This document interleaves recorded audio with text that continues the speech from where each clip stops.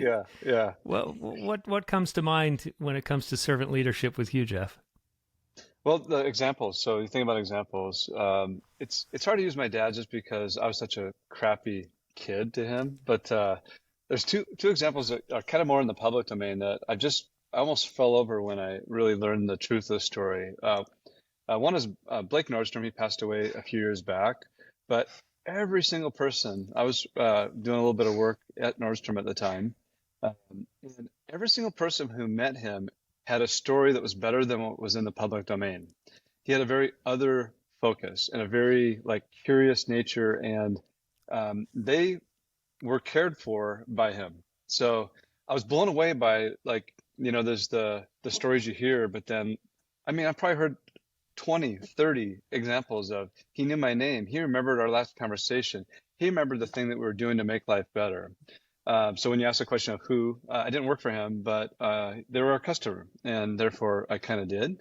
And that did permeate all the way through to their supply chain base. The other that came to mind just when you mentioned it was DJ Dupree, founder of Herman Miller. I went for a tour of this factory, and these people were like, DJ taught us this, DJ taught us that. And I'm sitting there going, I'd like to meet DJ. And they looked at me like, DJ's been dead for a long time. I'm like, are you kidding me? This man is still serving you? So I think when I think of servant leadership, as literally the moment I walked out of that factory, I called my dad and I'm like, this dude is still stirring dirt. Not only was he a servant leader while he was alive in the today, in the moment, in the other focused conversations, that guy is still blessing people through his service because he left behind a system of service. So those are the two that came to mind of examples. Yeah.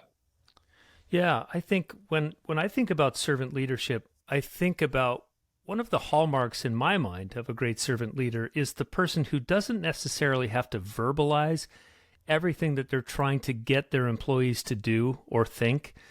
I think a great servant leader just rolls up their sleeves and does it. I came from an industry, 35 years in television, and it's a very, still kind of draconian. It's getting better, but, there were times way back in the day when yelling at someone in a newsroom was perfectly acceptable.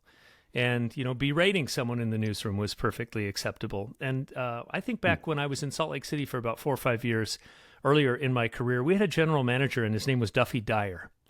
And we had an open set. So the set was here, and the newsroom was in the background. And we did the morning show, like a 4-hour morning show. And, about six in the morning, Duffy would show up, and I would look over, and there was a little break room over there, a little coffee station. Duffy always was wiping down the counters. He was picking up trash, just making the station look nice. And here's the guy who's the general manager, the very top manager of this station.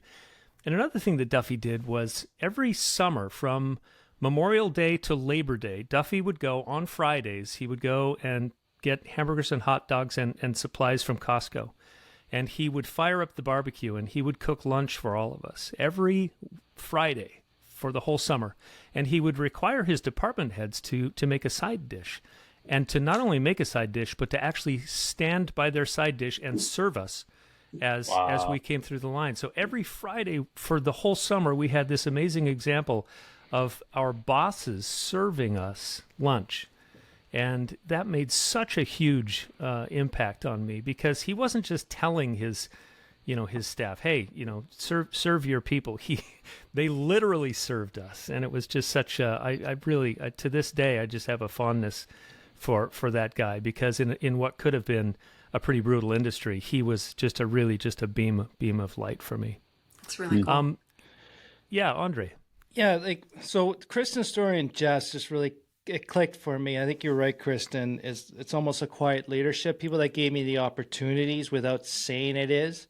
I went straight to a boss, but what Jeff and Kristin were saying, I can actually relate to a couple work terms in my university or college career. They weren't bosses, but they were in the department that gave me the opportunity or just quietly nudged me to stop being too out there, or if you want to try something, here you are. So it's not only in a supervisor role. I think people can do it. It's also at arm's length or a coworker, or even if the first thing after Kristin was finished her story, I thought of two family friends. I remember this one time I was in planes and rockets, and the neighbor had model airplanes, and I hung out with them, and they let me help him build them. And then one day he said, "Do you want to try flying them?" I said, "Yeah." I took it and I crashed it right away, nosedive. Whoops. Oh, well, you learn what not to do next time. Let's go back and fix it. Is all they said, and we fixed it, and we learned from it. So I think that's another example of the servant leadership. And based on what Jeff was saying, like, helping without being there, I think is a legacy type of thing. System of service. I think there's a nice framework to follow on that. And like Kristin said, quiet leadership. Yeah, that's cool. So let's get into this idea of the person who sweeps the floor should buy the broom. Because, in Howard Behar's example, when you start to get a company with 15,000, now, 25,000 stores or whatever they have now, you can't run everything yourself and you can't control everything yourself. You really have to just empower people and let it go. Jeff, you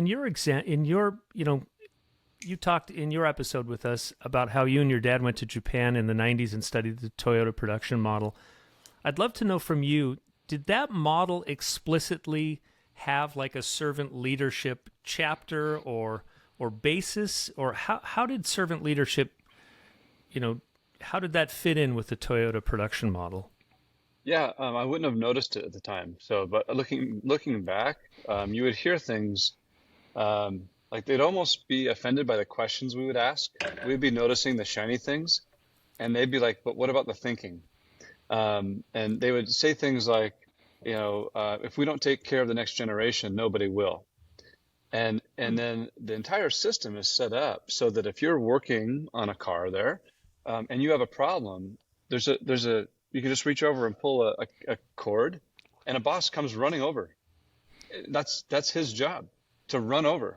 And if that guy's stuck, he pulls the different one, and another boss runs over. And I watched this over and over and over again. So in that very way, they had systematized the idea of your problem when you identify it. So that person on the front line really just has to say, "I think there's a problem," and then they pull the cord. And there's somebody to come alongside them to say, "Is it really a problem? Yes or no?" And if it is a problem, they pull it and say, "Hey, next boss, come help us fix it."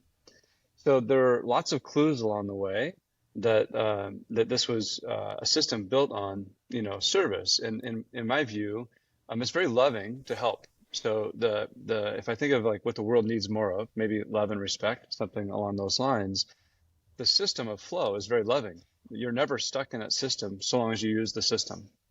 So yeah, it was there. I didn't get it, and probably I'm still missing like 90% of it. Yeah, that's really interesting.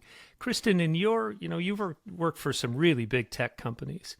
Was this concept of employee empowerment, the person sweeping the floor should buy the broom, do you think that's pretty well embraced by some of the larger companies in America? And do you have examples of that?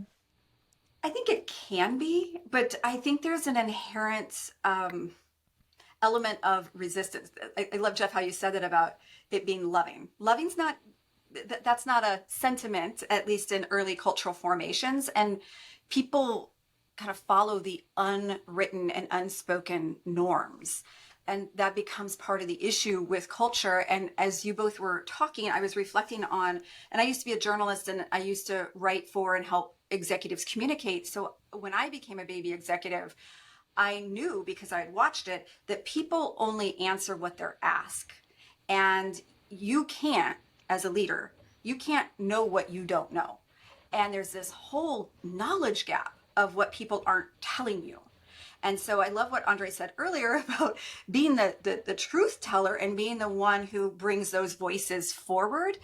And so one of the elements, I think, of servant leadership, when I got put into a position which I was not qualified for, but I had a leadership title, I stopped hearing things. I went from being kind of the voice of the people to a title. And my knowledge got increasingly more narrow. And it's very easy to get drunk on your own knowledge.